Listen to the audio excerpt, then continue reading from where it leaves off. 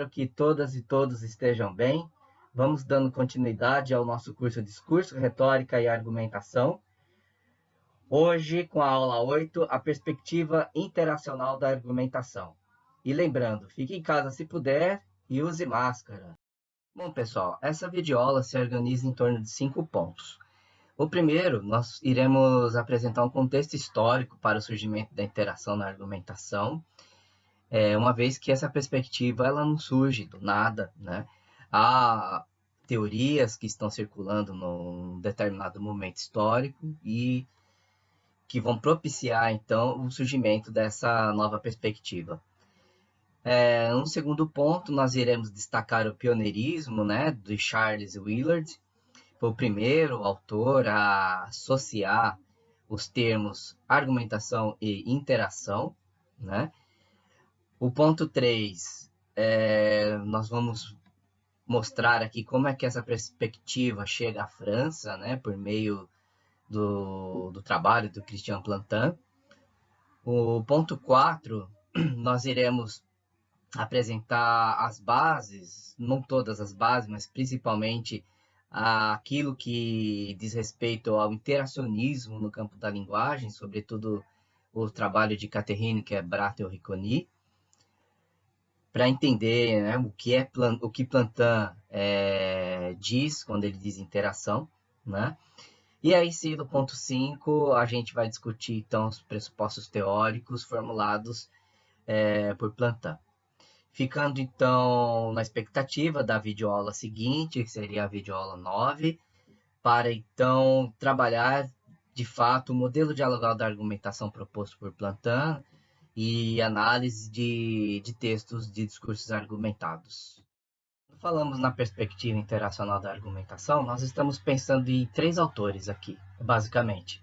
Claro, existem outros, mas basicamente são Charles Willard, Christian Plantin e Rui Alexandre Grácio. Willard publicou em 1983 o Argumentation and Social Grounds of Knowledge, e, em 1989, o Theory of Argumentation. São as duas obras mais importantes desse autor. Claro, ele tem outros livros e outros artigos, né? Mas, para a perspectiva internacional da argumentação, esses 2 livros são os mais importantes aqui do Charles Willard. Christian Plantin publica em 2005 o livro L'Argumentation, que é traduzido para o português brasileiro em 2008 como A Argumentação, na História, Teoria e Perspectivas. Tem também o Dicionário de Argumentação, o Dictionnaire de l'Argumentation, que já tem tradução para o inglês e agora está sendo traduzido para o português brasileiro por uma equipe coordenada pelo professor Rubens Damasceno Moraes, da Federal de Goiás, e por mim também. Um terceiro autor bastante importante que discute essa perspectiva interacional da argumentação e traz suas contribuições é o Rui Alexandre Grácio, e nós vamos indicar aqui a tese dele de 2010 para uma teoria geral da argumentação, questões teóricas e aplicações didáticas, e também o livro A Argumentação na Interação, editado pelo próprio Grácio, né? Deixei aqui para vocês também 2 links, um para o Plantin, para vocês terem um pouco mais de contato com o autor, né? E com o Rui Grácio também, a propósito do curso que ele deu na Universidade Estadual de Santa Cruz em 2019. Bom, é o próprio Rui que vai nos ajudar aqui a entender o contexto histórico para o surgimento da perspectiva da interação na argumentação. Ele diz o seguinte, que quando em 1962, a convite de Henry Johnston Jr. e Robert Oliver, Chaim Perelman vai aos Estados Unidos, né, como professor convidado, aí ele toma conhecimento de uma disciplina e uma área de conhecimento que existe lá, que se chama Speech Communication, a comunicação de discursos, né? Enfim, é uma disciplina onde se estuda a tradição retórica e retórica enfim. Né? E então Perelman encontra importantes aliados, né? Parceiros para pesquisa, enfim. Então, Rui entende que talvez seja por isso que quando em 69 aparece a tradução inglesa do Tratado da Argumentação, há uma inversão da ordem do título e subtítulo, né? Então, o título em inglês é The New Rhetoric, A Treatise on Argument, ao invés do que acontece na segunda edição, né, francesa, que é o contrário, o Tratado da Argumentação, a Nova Retórica. Né? Então, nos Estados Unidos, né, eles preferiram chamar de a Nova Retórica, já que eles já estudavam retórica e havia o departamento que se empenhava e se dedicava aos estudos retóricos, né? É bastante interessante também porque o Perelman, nessas idas aos Estados Unidos, também ele ia ao Canadá, e ali ele teve contato também com canadenses e começou a construir a inserção, né, dos estudos da nova retórica ali também no Canadá. Então, temos aí, nesse quadro, a influência de Perelman, de Thumann e de John Stone sobre a produção de um manual chamado Decision by Debate, né, de Douglas Henning e Wayne Brookhyde, que foi uma obra bastante importante, é uma obra bastante importante lá no contexto estadunidense. Né? Então, acompanhando aqui a narrativa do Rui, nós podemos ler o seguinte. A influência de Perelman, tal como a do modelo de análise das argumentações de Thumann e a própria concepção ética de John Stone Jr., aparecerão refletidas e aplicadas no famoso manual da autoria de Henning e Brookhyde, intitulado Decision by Debate. A importância dessa obra deve ser o seguinte fato, né? Porque a focalização dos temas da argumentação na questão do debate é um sinal de emancipação desse domínio de estudos do campo de investigação da argumentação e também abre portas para uma visão interacionista da argumentação. Né? Algo que foi observado por Daniel O'Keefe, num famoso artigo dele de 1977, por propor uma distinção entre duas concepções de argumento, porque em inglês existe a palavra argument, e ela pode significar argumento e também argumentação. Então, existe a palavra argumentation também, mas eles usam argument nos dois sentidos, e isso causava, né, para eles bastante problema. Né? Então, com esse artigo, ele propôs, então, uma perspectiva de argumento, né, quanto à organização das premissas para uma conclusão e também para o próprio ato de argumentar. Né? Bom, mas aqui o que Rui Grácio destaca desse artigo é que, então, Daniel O'Keefe ele vai identificar um ponto de virada de uma abordagem prescritiva da argumentação, né, para uma abordagem descritiva. E também mostrando interesse, né, essa abordagem descritiva começa então a mostrar um interesse pela interação argumentativa na vida cotidiana. É nesse contexto, então, que, segundo Rui Grácio, uma perspectiva construtivista, interacionista da argumentação vai sendo elaborada por Charles Willard ali desde dos finais, a partir, né, do final da década de 70, né, e que dá origem a dois livros, como dito no início dessa videoaula, Argumentation and Social Grounds of Knowledge, de 1983, e o seu A Theory of Argumentation, de 1989. Então, segundo Grácio, é aí que surge a tese geral de que a argumentação é uma forma de interação na qual duas ou mais pessoas mantêm aquilo que constroem como posições incompatíveis. Né?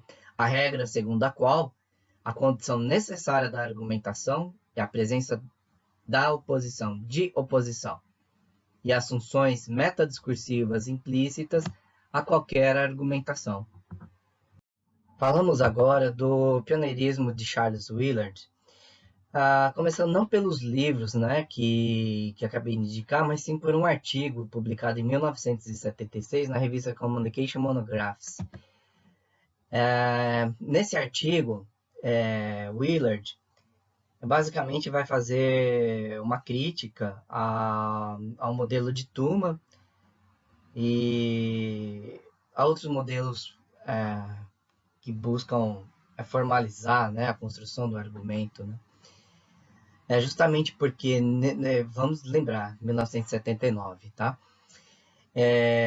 Justamente porque não estavam, esses modelos, eles não previam, né, não previam a interação entre os argumentadores, então, entre os argumentos que circulam, né, que são colocados um contra o outro, né, e sim focalizavam a construção de um argumento. Tá? Então, esse é o contexto desse artigo que é bastante importante, do meu ponto de vista, é um artigo seminal de Willard. Então, na página 308, a primeira página do artigo, aí está sendo traduzido por mim mesmo, ele vai dizer o seguinte: os teóricos da argumentação aderiram tenazmente, nos últimos anos, a uma fé positivista do operacionismo. A maioria dos textos, por exemplo, operacionaliza o argumento diagramaticamente, usando o layout de Tuma ou alguma variante. Embora a disciplina de comunicação do discurso, nós já falamos aqui o Speech Communication, esteja gradualmente aderindo a uma perspectiva processual e interacionista da comunicação, a maioria dos estudiosos da argumentação manteve a conceituação de argumento como uma coisa que pode ser analisada descritivamente por meio do uso de diagramas descritivos lineares. E aí, continuando, alguns teóricos tentaram integrar a noção de argumento a quadros teóricos mais contemporâneos, mas muitos outros aparentemente continuam a acreditar que a diagramação de argumentos é útil. Apesar das mudanças de paradigma na teoria geral da comunicação, a disciplina de argumentação parece ter mantido o entusiasmo expresso há mais de uma década por Henning e Brookheide pela capacidade do diagrama de Tuma de fornecer um modelo estrutural apropriado por meio do qual argumentos retóricos podem ser apresentados para análise e crítica. Sobre esse entusiasmo a que Willard se refere, né, de Henning e Brookheide, né, vamos recordar aqui a recepção, né, a obra, os usos do argumento, né, apresentada pelo professor Paulo nas últimas aulas, né, na qual eles dizem o seguinte: Tuma formulou um modelo estrutural que promete ser mais útil para dissecar e testar argumentos retóricos do que os métodos oferecidos pela lógica tradicional. Né? Esse é um artigo de 60, né, de Brookheide e Henning. Também um outro artigo de Trent, que trata dessa recepção, né, da obra, os usos do argumento de Tuma, vai dizer que, diferentemente dos lógicos, professores de oratória estão menos preocupados com a validade formal do que com a validade material. O grande apelo do modelo de Tuma parece ser a ênfase na validade material, que é alcançada pela minimização da validade formal. Nos dois trechos aí, traduzidos pelo professor Paulo, né, os textos não estão disponíveis em português. Então, só para recordar, então, né, do que é que o Willard está falando aqui, né, desse entusiasmo, né, de Henning e Brookheide pelo modelo do Tuma, que é justamente aí o alvo da crítica dessa perspectiva interacional proposta ali inicialmente pelo Willard. Então, o Willard, nesse artigo, ele vai situar porque ele entende, né, porque ele entende que é difícil ali até aquele momento, né, uma perspectiva da interação ter espaço, né, na teoria da argumentação e entre os estudiosos da argumentação. Então, isso aí vai passar por aquele problema em torno da palavra argument, que vocês vão perceber aí que eu estou traduzindo como argumento barra argumentação, porque pode ser uma coisa ou outra, né? Até quando houver essa dúvida, né? partir do momento que não houver mais a dúvida, eu passo a traduzir arguments como argumentação. Então, aqui é tradução minha também do artigo. O Willard vai dizer o seguinte: os teóricos têm tradicionalmente pensado arguments em um dos dois sentidos. Sentido 1, uma combinação de premissas empregadas por alguém para levar a uma premissa adicional.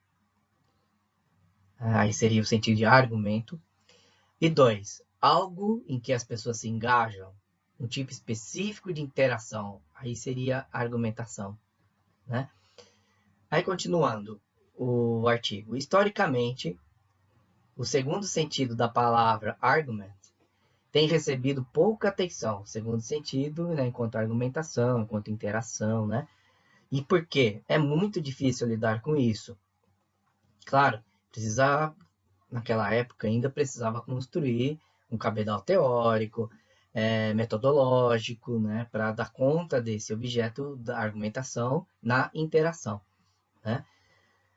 Então, devido à escassez de teorização sobre essa concepção interacional da argumentação, devemos nos contentar, por enquanto, em 76, em afirmar que é legítimo pensar na argumentação como um tipo específico de interação.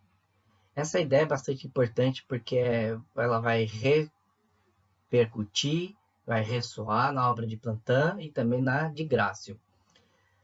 Ocorrendo dentro de certos tipos de situações retóricas, ok? Em que os participantes percebem incompatibilidades mútuas, ou seja, o dissenso, né, a oposição, em suas respectivas posições e tentam discutir, que o Grácio vai chamar de perspectivar, né? Tentam discutir as diferenças ou persuadir os outros indivíduos a adotar crenças ou posições mais consistentes sobre as questões que estão sendo discutidas. Mais adiante ele vai dizer que o problema aí é que um grupo de proposições em uma folha de papel pode ser corretamente chamado de argumento em um sentido, mas elas não têm nada a ver com as interações reais entre as pessoas. É aí que reside a crítica do Willard, né, ao modelo de análise diagramática, né, ou do layout de Tuma, ou outro modelo. Então, as variáveis situacionais importantes, que não podem ser representadas em um diagrama de argumentos, são, segundo Willard, numerosas demais para serem listadas, né, no seu artigo. Mas, de todo modo, ele apresenta uma lista parcial dessas variáveis, né, e é o seguinte, é um número de 7 itens. E o primeiro item, a primeira variável que não pode ser excluída da argumentação é a oportunidade de interação. A segunda, as percepções da fonte sobre seus ouvintes e os motivos que lhes são atribuídos. As percepções dos ouvintes sobre a fonte e os motivos que lhes são atribuídos. Só um detalhe aqui, ele usa a palavra source. Ele não quis usar orador, argumentador, emissor, nenhum desses termos, né, mais consagrados aí pela terminologia de qualquer área que seja. Ele preferiu usar fonte, source. Então, eu tentei aí fazer uma tradução mais fiel, então usei fonte. Agora, ouvinte, ele manteve mesmo. Ok, 4. A influência de várias normas de grupo sobre todos os participantes. 5. As experiências passadas dos participantes entre si, o tópico da discussão, o problema e situações similares. 6. As percepções dos participantes sobre restrições em suas ações. 7. As especificidades comuns que unem a fonte e seus ouvintes. Vocês podem perceber que o princípio é, na verdade, o número 1, que é a oportunidade de interação, é a interação. Do 2 ao 7, a gente pode dizer que são variáveis consequentes da variável importante, a principal, que é a interação, né? Então, de 2 a 7, a gente vê aqui que são desdobramentos, né, especificidades da interação. De modo que ele abre caminho para uma pesquisa, né, mais detalhada sobre a caracterização desse objeto, argumentação, numa perspectiva interacional. Então, Willard vai concluir o seu artigo dizendo que, como instrumentos analíticos, os diagramas, os layouts, né, de argumentos, são basicamente contraproducentes, pois sofrem dificuldades que advêm das escolhas de perspectiva impostas ao crítico. O diagrama de Thumann pode muito bem ser um diagrama normativo adequado para avaliação de argumentos, mas nunca pretendeu ser um instrumento descritivo para análise do argumento do dia a dia. Então vocês percebem aí que ele faz uma crítica contundente ao modelo, e o Willard ele mostra também justamente, né, que esse modelo ele é bom, adequado, né, para fazer a avaliação dos argumentos, mas aí não é um modelo, né, um instrumento adequado para fazer análise do argumento no dia a dia, porque ele perde a questão da interação. O livro de Willard, de 1989, A Theory of Argumentation, é influenciado também pelos trabalhos de Kenneth Burke, que é um autor bastante importante naquele espaço de circulação de produção, né, espaço de produção e circulação de conhecimento na área da retórica, né. Então, Willard recorre a esse livro de 1950, a Rhetoric of Motives, para construir, né, a sua reflexão. Sobre o trabalho do Burke, né, não é bastante, não tem penetração, né, na tradição de estudos da retórica aqui no Brasil. Então tem um artigo nosso que foi publicado esse ano na revista Verbo, tem a referência aí. Então quem quiser dar uma olhadinha, a gente dedica uma sessão lá para falar o que é o trabalho do Burke. Então, com base em Burke, Willard explica que o argumento é um processo social.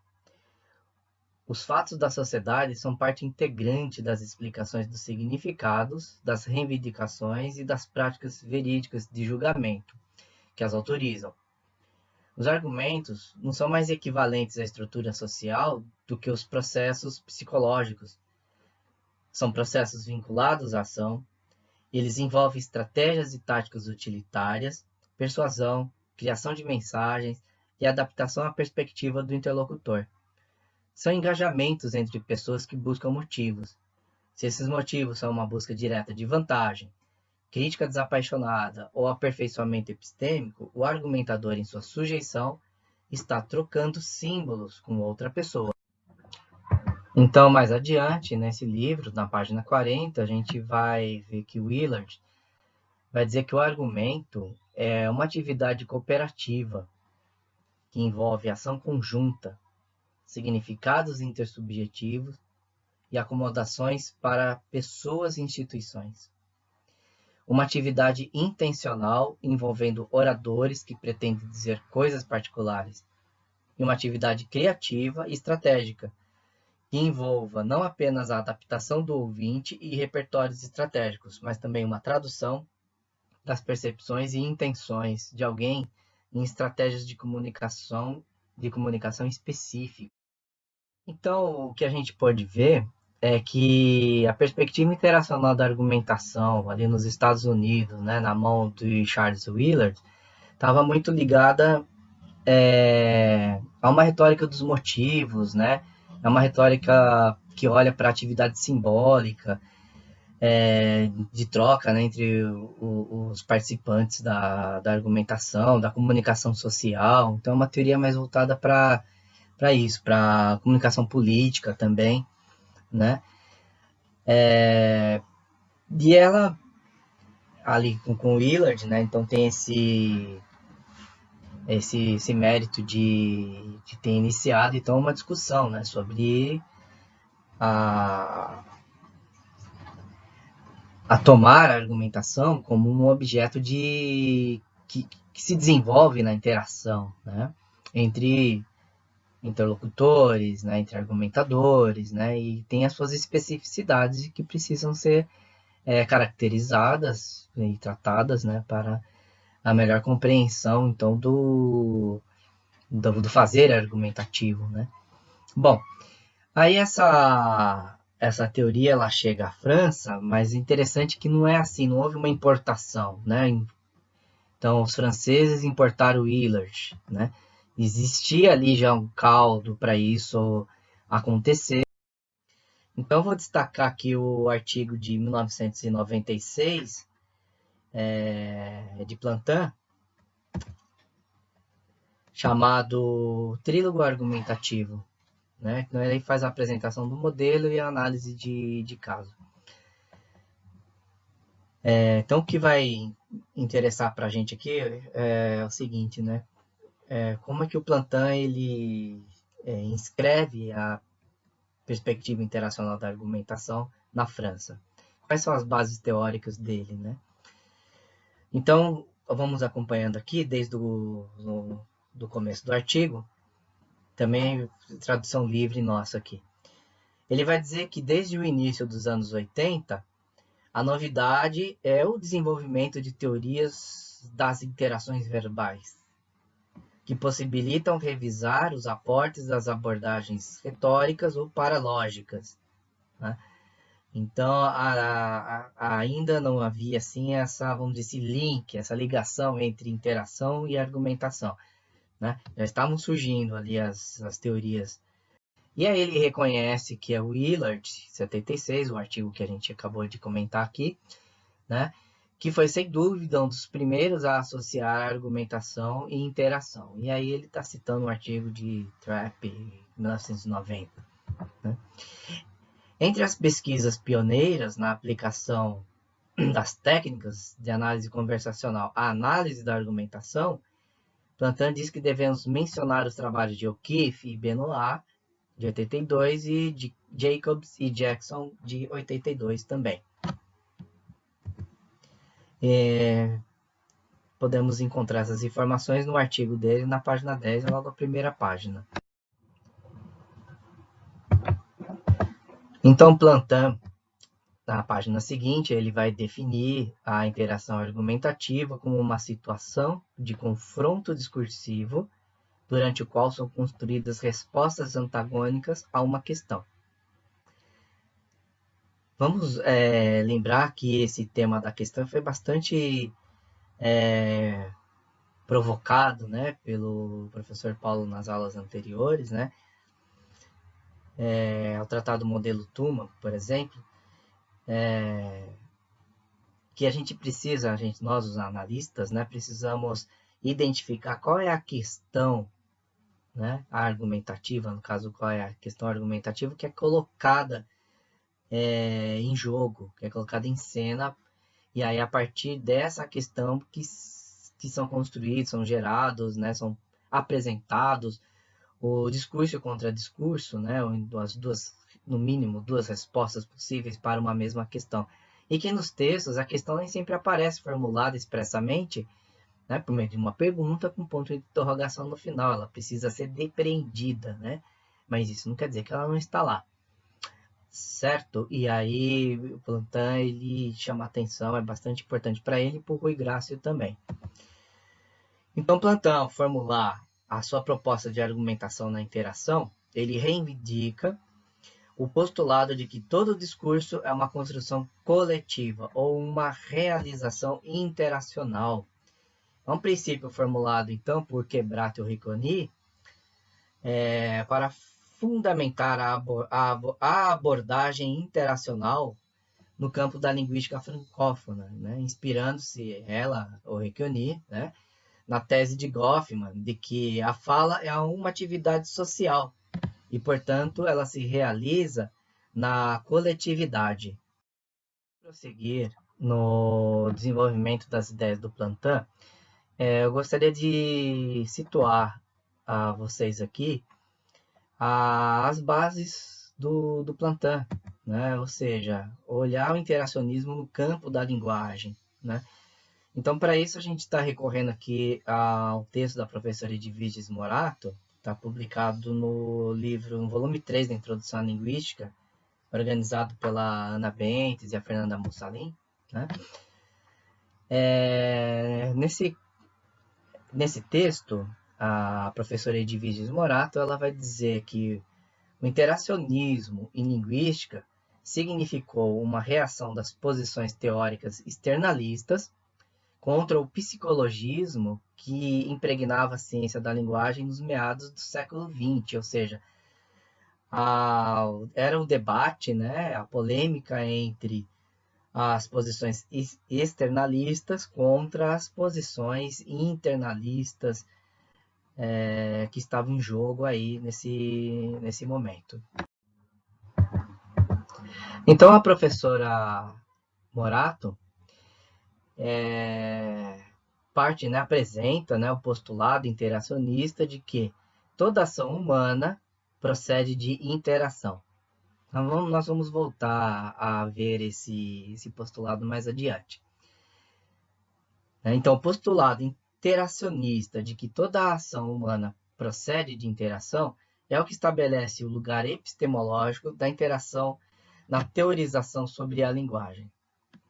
Essa é a ideia fundamental. Então, segundo Morato, o interacionismo simbólico na linguística anglo-saxônica, que aí é representada, né, tanto pela escola de Chicago, né, representada aqui pelo Goffman, quanto pela análise da conversação, né, fundada aí pelos etnometodólogos Sachs e Shekloff, né. Esse interacionismo simbólico ele foi importante para a introdução definitiva das dimensões sociais, culturais e contextuais na análise de fatos de linguagem, que fez com que a linguística passasse a dirigir seus esforços, estamos falando da linguística, né? Seus esforços à compreensão de fenômenos comunicativos e de padrões normativos próprios às interações, né? Aí, a chamada linguística interacional, mas não apenas ela, e segundo Morato, deve muito a essas vertentes, o que é focalizado a partir da delimitação da noção de interação no campo da linguística interacional. Configura um conjunto de questões ligadas a todo tipo de produção linguística que é considerada material interativo, a saber, estratégias e operações linguageiras, dinâmicas de trocas conversacionais, comunicação verbal e não verbal. Então, essa linguística interacional ela vai se desenvolver bastante a partir dos trabalhos de Catherine Kerbrat e Ricconi, mostrando para vocês aí a capa da primeira edição, né? É um livro que é apresentado em 3 volumes, né? 3 tomos. Esse é o volume 1, Les Interactions Verbales, e aqui é a capa da segunda edição, que é a edição com a qual nós estamos trabalhando aqui.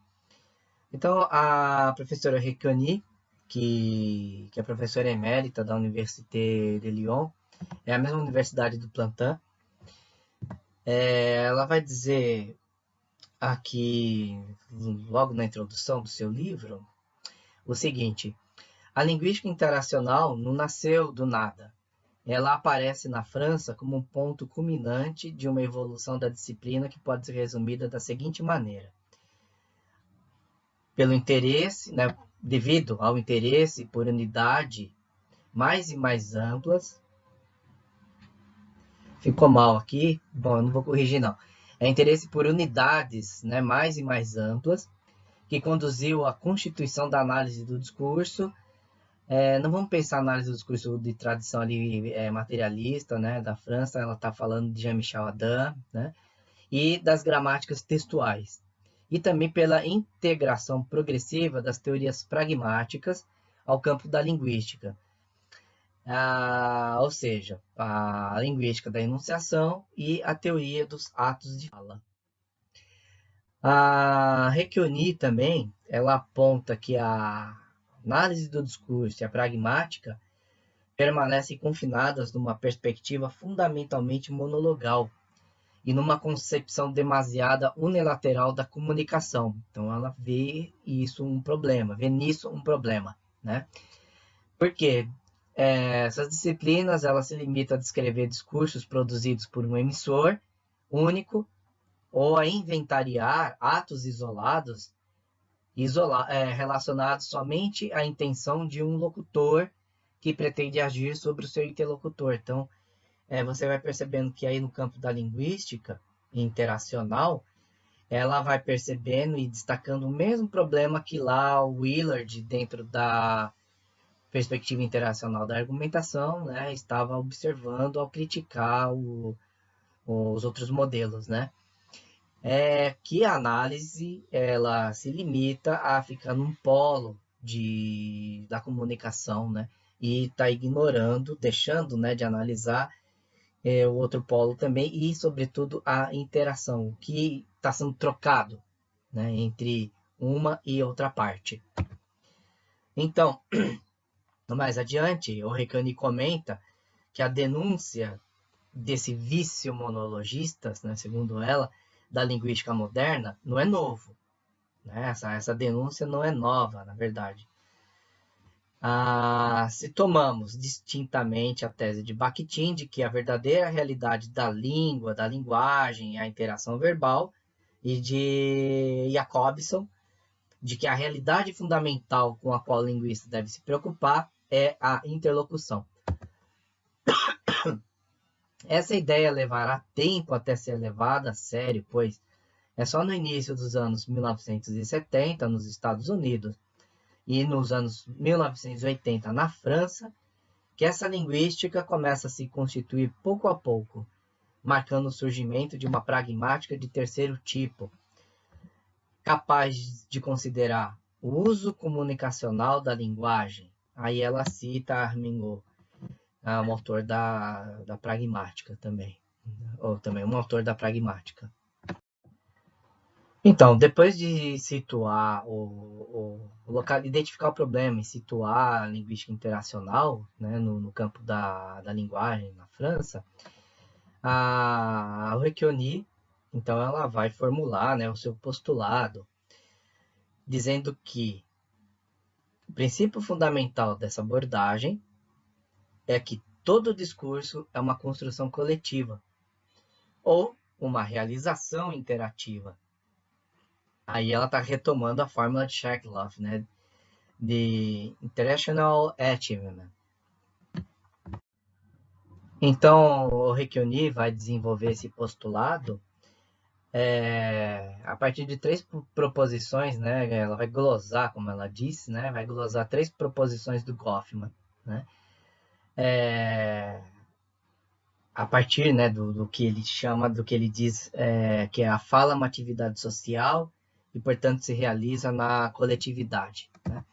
Então, a primeira proposição apresentada aí é que todo ato de fala implica normalmente uma alocução, ou seja, a existência de um destinatário outro, fisicamente distinto do locutor.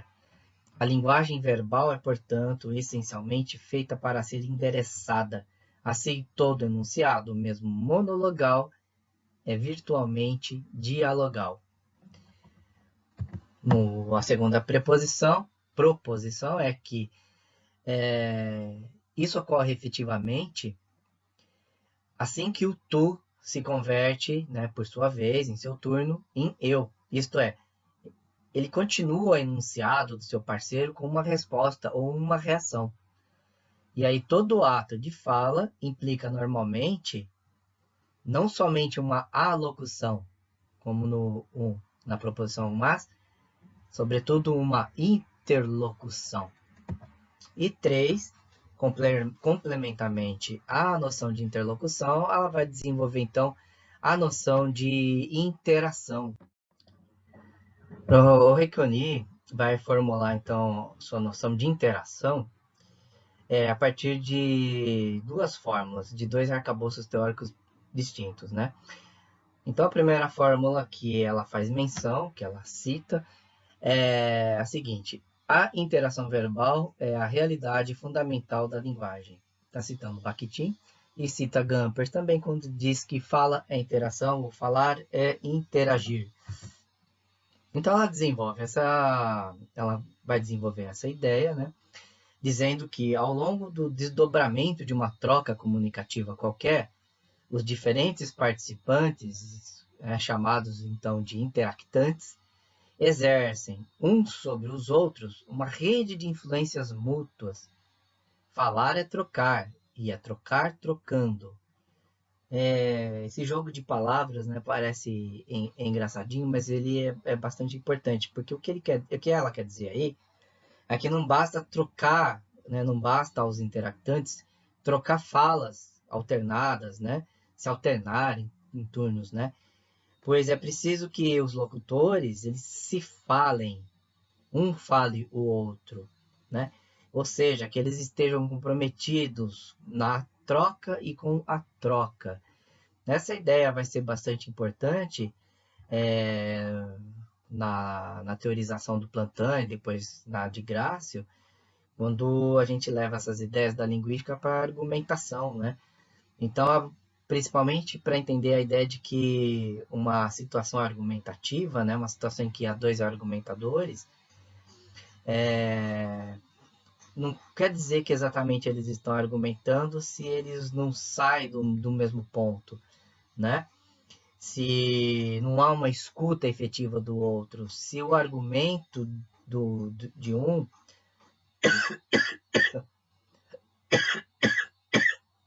desculpa, se o argumento do um ele não é ouvido e não é trabalhado pelo argumento do outro e apresentado então como um contra-argumento, né? Se não há uma leitura, como o Rui diz, uma leitura argumentativa, né? Se não vira um diálogo de surdos, né? Como diz o Marc Angenot. Então, nessa perspectiva,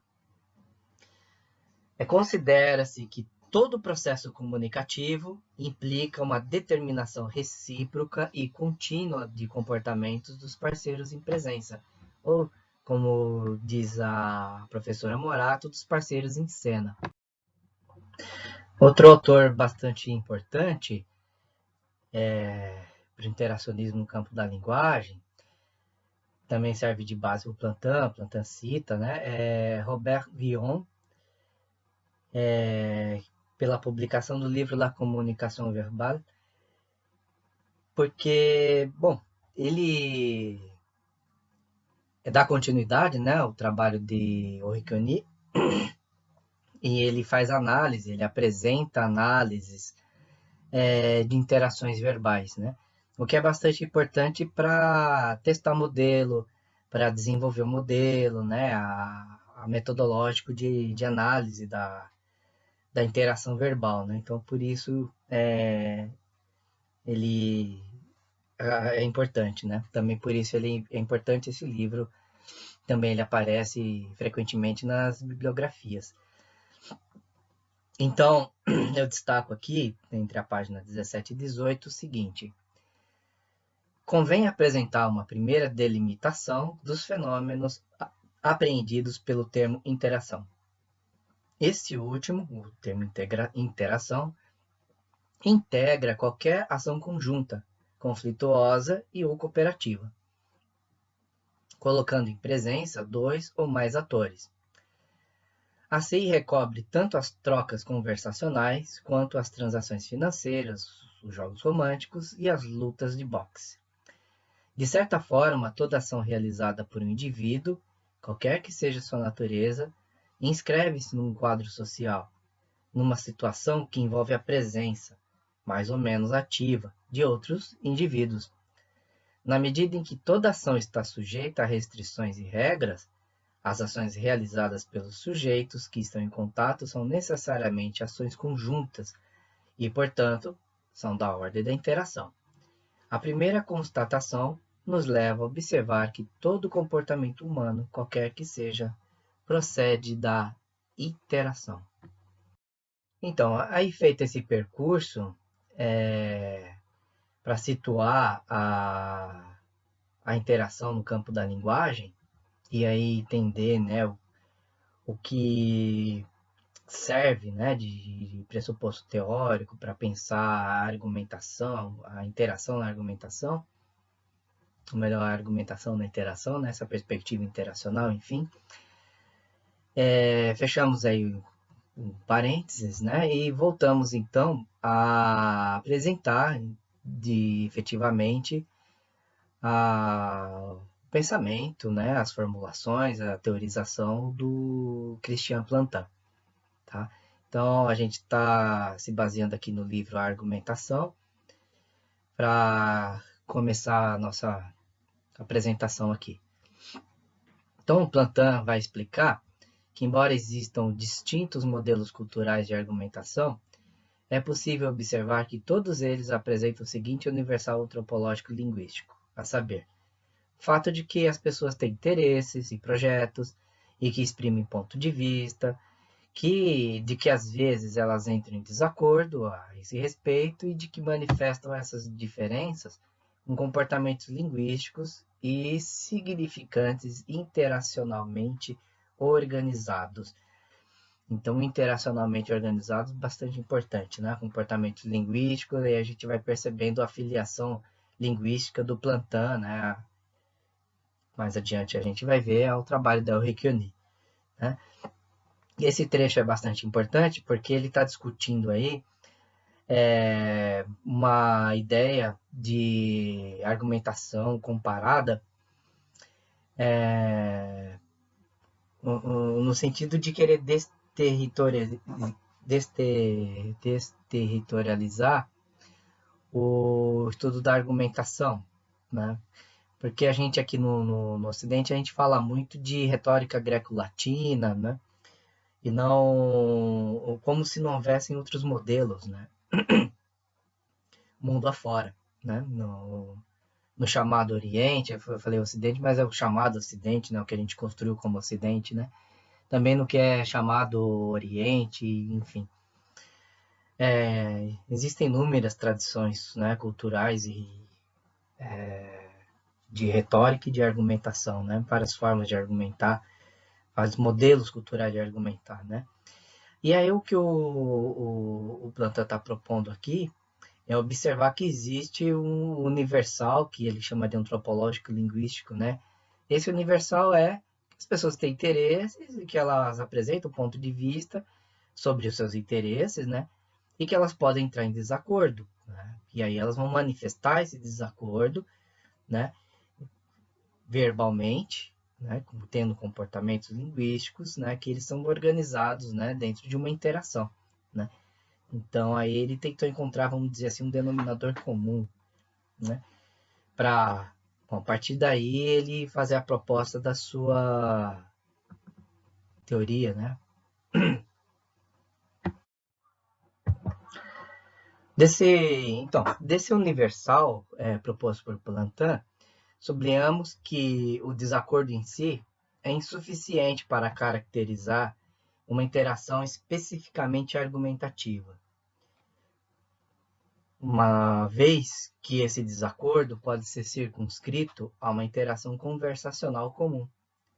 Plantin esclarece que a oposição a uma intervenção pode se manifestar por meio de fenômenos interacionais que vão desde a emissão de reguladores negativos verbais ou não verbais, até um episódio de divergência conversacional que contém argumentos, de modo que a contradição conversacional pode ser reparada por procedimentos de ajuste e de negociação ou evoluir rumo ao aprofundamento do desacordo. E aí a intervenção, né, ele está se referindo então a um termo de Henri Cuny, né, que a intervenção é produzida por um único e mesmo falante, é a contribuição de um falante particular a uma troca particular. Ela não deve ser confundida com um turno de fala. Então, aí a gente já está se referindo à análise da conversação, né, o livrinho publicado aqui no Brasil. Então, a gente tem o turno de fala e aí o turno tem, né, a intervenção do falante 1 do falante 2, né? Então, Para chegar a ser uma interação argumentativa, não basta haver um não basta um desacordo, não é desacordo, uma objeção. Não basta objetar, né? Precisa construir um argumento e a partir do argumento do outro, né? E aí vão se encadeando, né, os argumentos e construindo então uma interação argumentativa, né? Que se discute uma mesma questão argumentativa, né? Então isso é bastante importante entender para não tomar qualquer interação, qualquer que eu digo no sentido amplo, né, de uma interação conversacional, não tomar qualquer interação conversacional como se fosse uma interação argumentativa. A interação argumentativa é uma interação verbal especificamente argumentativa, né? E aí que é importante o trabalho do Plantin e também do Grácio quando vão caracterizar o que é então essa interação argumentativa. Assim, a distinção entre uma interação conversacional comum e uma interação argumentativa se apoia sobre um desacordo específico, né, que, segundo Plantin, não é instantaneamente reparado no decorrer da interação em que surgiu. O que acontece aí é que é tematizado na interação. Esse desacordo, ele é tematizado. Isso é importantíssimo, né? Ele pode ser levado para um lugar argumentativo específico. Assim caracterizado, o desacordo argumentativo produz interações organizadas em torno de um conflito, que por sua vez condiciona o desenrolar dessas interações. Como bem nota Rui Alexandre Grácio, o que Plantin propõe é uma teorização da especificidade da argumentação, que visa considerar a sua complexidade interacional, na qual se destaca a ideia da oposição, ou seja, a recusa de ratificar uma proposição.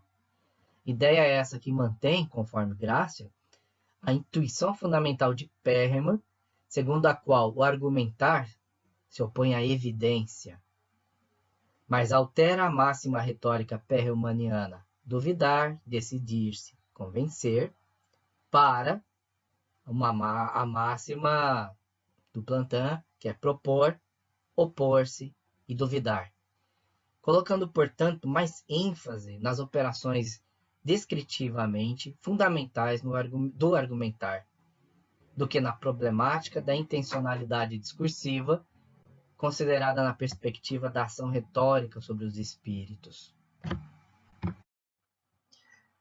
Num artigo de Plantin, publicado na revista Ideia, nós podemos ver que é nesse quadro teórico que ele atribui à interação argumentativa a presença da oposição de discursos, a diferença problematizada em uma questão argumentativa, os atos argumentativos de propor, opor-se e duvidar, associados aos papéis argumentativos do proponente, oponente e terceiro, né? Vejamos o próprio Plantin. Segundo a abordagem adotada aqui, uma dada situação linguageira começa a se tornar argumentativa quando manifesta uma oposição de discursos. A interação é totalmente argumentativa no momento em que essa diferença é problematizada em uma questão argumentativa, e que se extrai claramente os três papéis actanciais, os três papéis de atuação da argumentação, a saber, do proponente, é o que apoia plenamente uma proposição, do oponente, que é o que rejeita a proposição, que se opõe, e o do terceiro, que é o que se questiona sobre essa proposição. Então, aqui o que o Plantin vai propor são três papéis de atuação da argumentação, papéis actanciais, do proponente, oponente e do terceiro. E esses papéis estão ligados aos três atos fundamentais da argumentação, que são o ato de propor, o ato de opor-se e o ato de duvidar. Aí a gente destaca que há uma problemática que precisa ser entendida, que é a da subjetividade na linguagem, né? Ou seja, das instâncias subjetivas, né? Então, você tem aqui nesse plano, você tem num plano, né, os argumentadores, que são os atores sociais da argumentação, né? E esses atores distintos, eles podem assumir diferentes papéis argumentativos. O mesmo ator ele pode ser um proponente, e nessa interação, numa interação, ele pode vir a assumir o papel do oponente e também do terceiro, né? Assim como o outro. Todos eles podem. Não existe uma assunção fixa de papéis, né? Tem o proponente de um lado e o oponente do outro e eles não trocam de lugares, né? Não é assim que funciona, tá? Então, para entender essa dinâmica, precisa entender que tem, num plano, os atores sociais da argumentação e no outro você tem os papéis actanciais da argumentação, né? Que podem ser assumidos por esses atores, né? E basicamente a gente precisa também entender que a questão aí é que há uma oposição de discursos, né? O discurso e o contradiscurso. Não é uma oposição entre pessoas, tá? É uma oposição entre os discursos. É isso que nós, os analistas, precisamos identificar nas análises, né, que fazemos. Então, aqui a gente já vai se dirigindo para o final dessa videoaula, em que nós nos propusemos aqui a apresentar as bases teóricas dessa perspectiva interacional da argumentação, passando pelo Willard e pelo Plantin, e aqui as contribuições do Grácio também. Embora tenhamos, sim, focalizado mais o Plantin. Então, para concluir, nós vamos tirar aqui do dicionário da argumentação a definição de argumentação, né? Isso é importante. Qual é a definição de argumentação para o Plantin, né? Então, ele vai dizer que a argumentação é o conjunto de atividades verbais e semióticas, no sentido de linguagem, linguageiro, né? Produzidas numa situação argumentativa, instituída a partir de uma questão argumentativa para a qual os argumentadores oferecem respostas contraditórias. Não é que eles são contraditórios em si, mas um se contrapõe ao outro, então por isso que a gente diz respostas contraditórias, né? Organizadas em um discurso e um contradiscurso. Uma situação argumentativa pode se manifestar em diferentes graus e tipos de argumentatividade, de acordo com os modos de relação estabelecidos entre o discurso e o contradiscurso, e também os parâmetros interacionais e institucionais que enquadram a situação de discurso. Então, você pode perceber aqui que nessa definição de argumentação dele, há muito dessa perspectiva interacional, quando basicamente ele está colocando a questão do discurso, do contradiscurso, das respostas contraditórias a uma mesma questão argumentativa, né? A uma organização interacional, né? E que não é linguística em si, mas ela passa também pelos enquadres institucionais, né? Pela própria situação imediata, né? de interação, a situação de comunicação, a situação de discurso, né?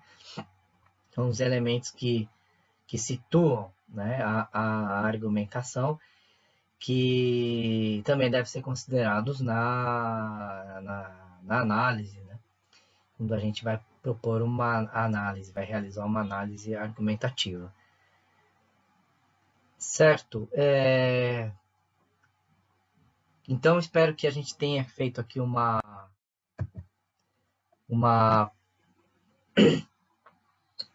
introdução, né, à perspectiva interacional, apresentando bases teóricas. Tenho consciência aqui que muita coisa faltou, mas As ideias serão complementadas, então, na videoaula seguinte, quando a gente vai explorar o modelo dialogal da argumentação do Plantin, trazendo, então, os conceitos, né, que operacionalizam esse modelo e as análises, né, que a gente pode fazer a partir desse modelo. Então, agradeço a atenção de vocês que permaneceram até aqui. As referências bibliográficas do curso, dessa videoaula, melhor dizendo. E me despeço aqui com um grande abraço e cuide-se bem.